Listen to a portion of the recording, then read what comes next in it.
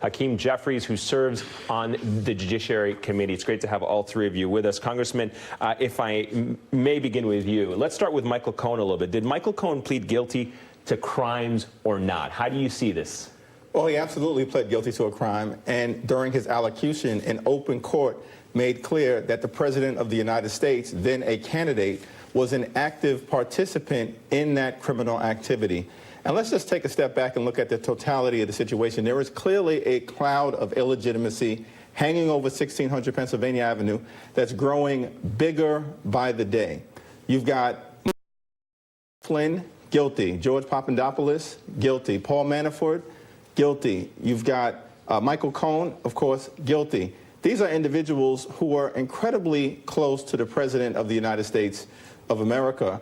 And we've got to get an answer to the question, what did the president know? When did he know it? When this crime spree was taking place all around him. We've got to clean up corruption with this administration in Washington, D.C., restore our democracy for the people. We played, Maya, some sound bites of those that are coming out and defending the president, saying that this is not a crime. Some, to maybe some extent, are saying, yeah, maybe it's legally a crime, but it's like a smaller crime, a misdemeanor. What is your read of what Michael Cohen did in terms of the campaign finance violation? Is it significant or is it not? Is this being blown out of proportions for political reasons?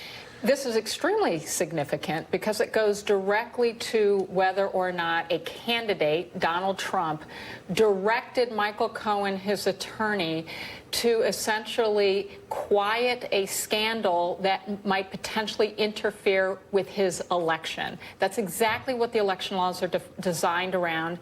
It's explicit that a candidate must declare, even if it's his or her own money, must declare the fact that they are using it to advance their campaign.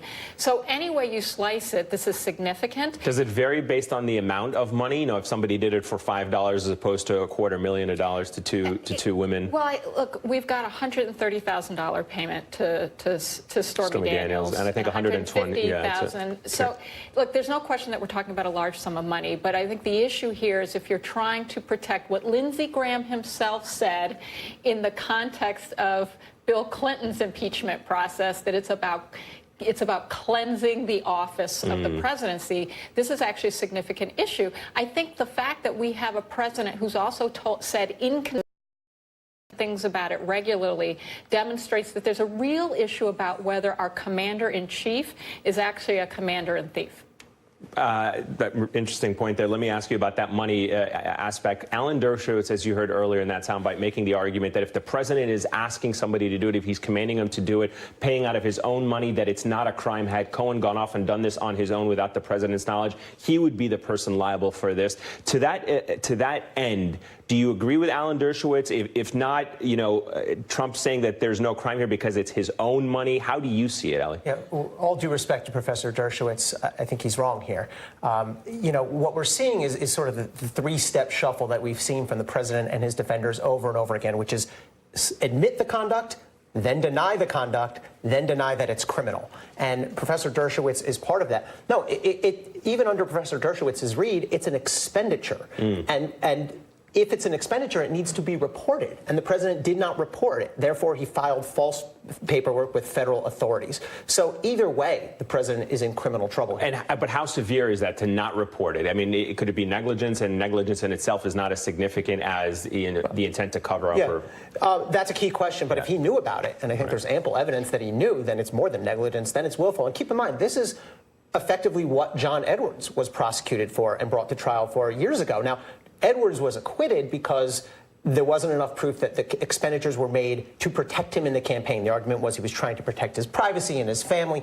Here, though, if you look at the amounts, as Maya pointed out, and the timing, right? These actual alleged affairs happened many, many years before, and then just weeks before the election, that's when they need to cover them up. And Michael Cohen was reimbursed after the president got into the White House. Reimbursed after, and remember that Rudy Giuliani, as a legal representative of the president, said, imagine if this had come out on October 15th, 2016. He himself Even as he was trying to argue this was about protecting the marriage of the president, in the same breath said this was about the election. And the politics of it. So let's speak a little bit about the politics of it. Given what we are seeing emerge over the past 24, 48 hours, are we beginning to see Republicans crack here in their unity around the president and their support for this president? Do other colleagues share your sentiment that you expressed earlier that there's a cloud of suspicion over 1,600 that needs to be addressed? Well, I certainly hope so, because this is not really a Democratic issue, a Republican issue. It's an American issue. But unfortunately, what we've seen from my colleagues on the House Judiciary Committee on the Republican side and throughout the Republican conference is that they've engaged not as Americans, but as part of the cover-up caucus, basically to hide and to cover up the things that Donald Trump has done relative to crimes that may have been committed at his direction or through his underlings, possibly connected to collusion with Russia to sell out our democracy.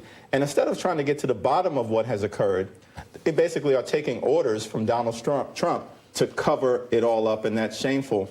That's irresponsible, and that's a dereliction of duty relative to who we are as a separate and co-equal branch of government. Let me ask you, Maya, really quickly about the juxtaposition of Donald Trump's reaction to what happened with Paul Manafort and what has happened with Michael Cohen. Michael Cohen, he's saying he was a bad lawyer. If you're looking for a good lawyer, don't hire him. A bit of a dig there. But when it came to Paul Manafort, praise, saying he felt sorry for him, expressing sympathy for him, saying he was a brave man. Why the difference? How do you read the difference between these two men that served very intimately with the president? Very clearly, Michael Cohen flipped on the president. He pointed the finger, he called him out, he said he committed a crime.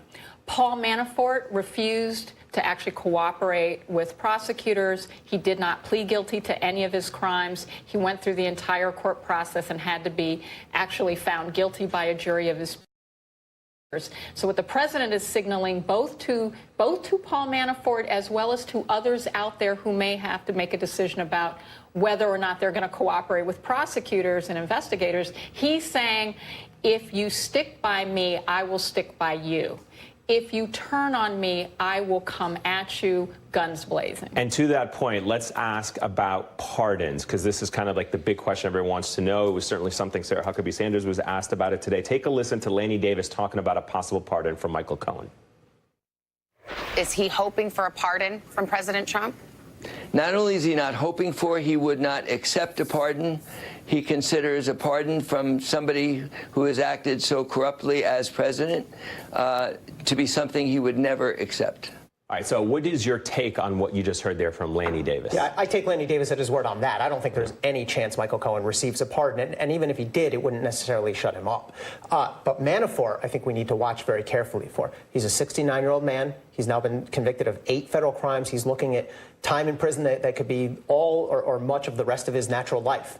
And so he doesn't have too many outs left anymore. One of them is cooperating, but that's a big river to cross. And the other one is a pardon. And I think what the president may be doing, and as Maya pointed out, is setting the stage for a pardon. Because if the president pardoned Manafort, I think we would all see what's going on. He wants to keep him quiet. He wants to keep him from cooperating, take away that other option.